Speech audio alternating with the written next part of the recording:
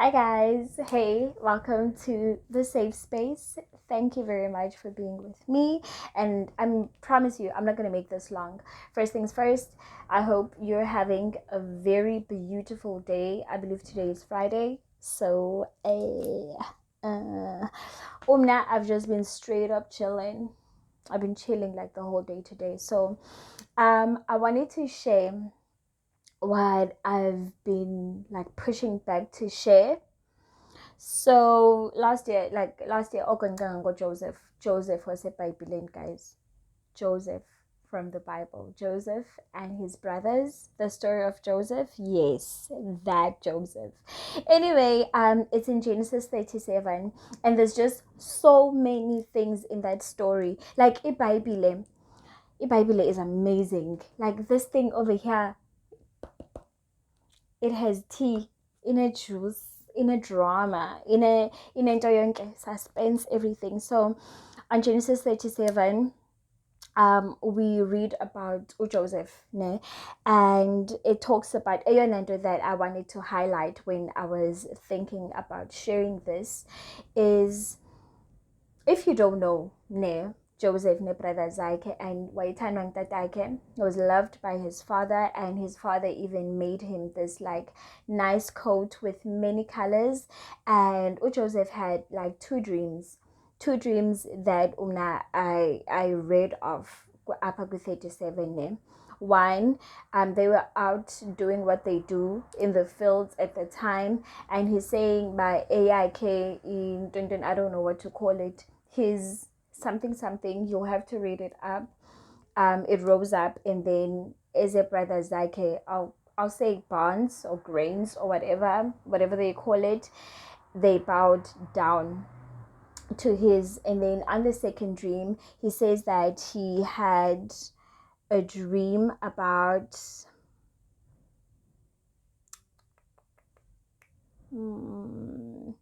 it's somewhere here. It's somewhere. Okay, verse 9. Genesis 37, verse 9. Listen, he said, I had another dream, and this time the sun and moon and 11 stars were bowing down to me. So, Akazel brother Zake, he tells his brothers and his father, and then the father Naya was like, so do you mean to tell me that me, your mother, your brothers are going to bow down to you? Like, child, stop, don't do that. Shut up, you've been dreaming too much. Fine. Into yephupha ibekwe ecaleni, and now his brothers went out to the field to do what they do, bahamba bayokolusa and yonke lanto. And then his father was like, can you please go check up on your brothers and just like say like check up by behavior, are they doing what they're supposed to do, and then just like give me a feedback on what you saw and what they were doing and all of that. And then he goes out to where they initially were, but then he didn't find them there, and then he had to go to where they were, which he was told by some man, but you would have to go read it. And then it says that while he was approaching them, they saw him in a distance and they plotted to kill him. And then one of the brothers was like, no, let's not do it, this is our brother. And then Itik and Woku, all in all, they decided not to kill him, but they sold him to Midianites, if I'm not lying, Midianites. And then the Midianites were on their way to Egypt. Fine. They sell him. So they first put him in a pit, and they're like, okay, you know what?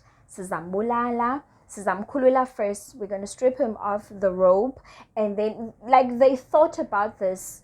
There is no way. When I read it, I'm like, I wonder distance because there's no way bebeqala uyicinga in that moment. But okay, we're going to take off his coat, we are going to slaughter a goat, and then we're going to say that he was devoured by an animal or whatever.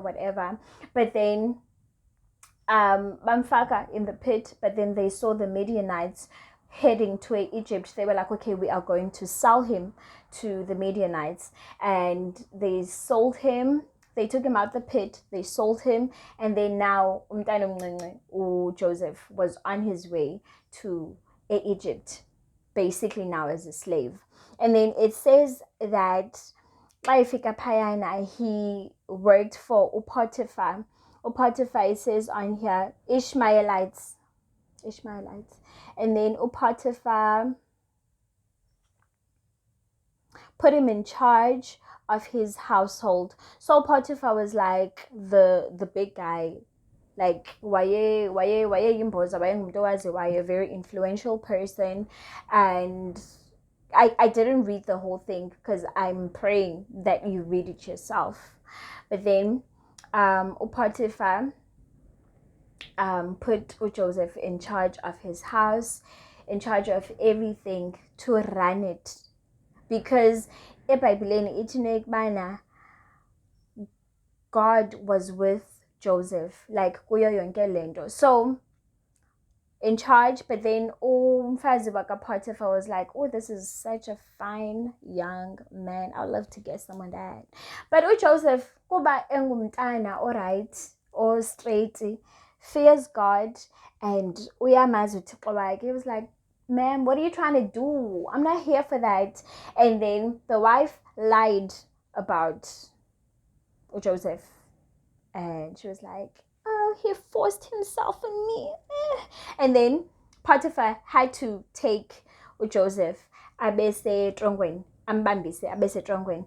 But then even there, God was with Joseph. He found favor. And then fast forward because Sita is a story. You would have to literally go read it yourself, please. But under that's in my heart that I wanted to share. A lot of times we receive a word from God. We know that God is always going to be with us. He will never leave us nor forsake us. We know that He will always meet our needs. We know that He calls us the head and not the tail. We know that He's with us. His mercies are fresh for us each morning.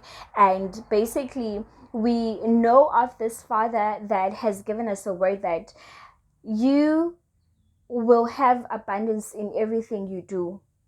The Lord is my shepherd, I shall not lack. But then, ubomi will bomb, life will life. Because sometimes we are in these seasons where God seems like He's not moving. It seems like, hi bo, but you said that you came that I may have life and have it in abundance, but then I don't see abundance right now. It's like the only thing that I see is lack and more lack. The word you gave me is not reflecting in my current circumstance. So a lot of times I was just thinking, I wonder, Joseph, why is Evanjani? Knowing that he had received a word from God, but then his current circumstance, everything that he was going through, from the pit to the palace to prison, and then ultimately, because when the story of Joseph ends, we know that he is like in charge of Izindoza say Egypt. He is that guy. He has authority, he has power, he has wealth, he has all of these things. When the land is hit with a famine, we know that famine, whatever, famine. But then I think the one thing that's been in my heart, it's like, what, like, how was he feeling when he knew, but okay, I know what God said. Okay, let me just bring it home. Let me bring it to myself. I know that I don't walk by myself. I know that He tells me not to worry about anything. I should not worry about what I will eat, what I will wear. I shouldn't worry, because the birds in the sky do not stock up a ukutya, whatever, and yet He provides for them. And it's like you have this word from God, but then the current circumstance does not reflect what he has said. And I hope that you are encouraged by your stories like Sika Joseph, that sometimes, yes, God is going to give you a word, and the word is you are going to be prosperous, you are going to have everything that you want, but like the in between, the process to getting to the promise. And a lot of times you'll find that the moments in the wilderness and the valley, and for Joseph, the moments in the prison and like the pit and all of that, it's like, okay, I know what you say to me, but like I don't understand, Lena, what am I supposed to do? And if there's one thing that I've learned about God, it's that those moments are moments where you're like, I don't know how I'm gonna get through this. Those are the moments that he literally just comes through in ways that we cannot even, I don't know, put into words. And yeah, that's what basically I wanted to share. But a lot of times, a lot of times, a lot of times, it's not that God forgot his word. That's not who God is. It's not like he forgot the promise. It's like lives, but then we have to cling on to what God said, because he's not a man that he should lie. He's not going to be like, oh, I forgot. Ish, I was busy blessing this other person. I completely forgot about you. That's not God. That's not his character.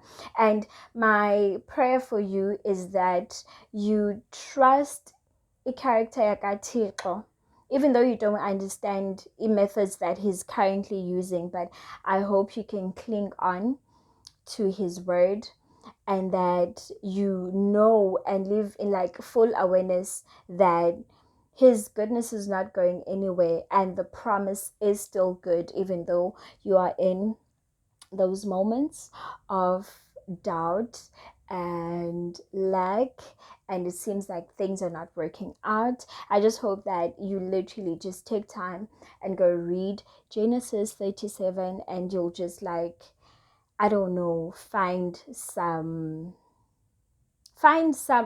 to hold on. J Gustavo Saka Joseph, the promise is still good, and God hasn't forgotten you, and the promise is still good.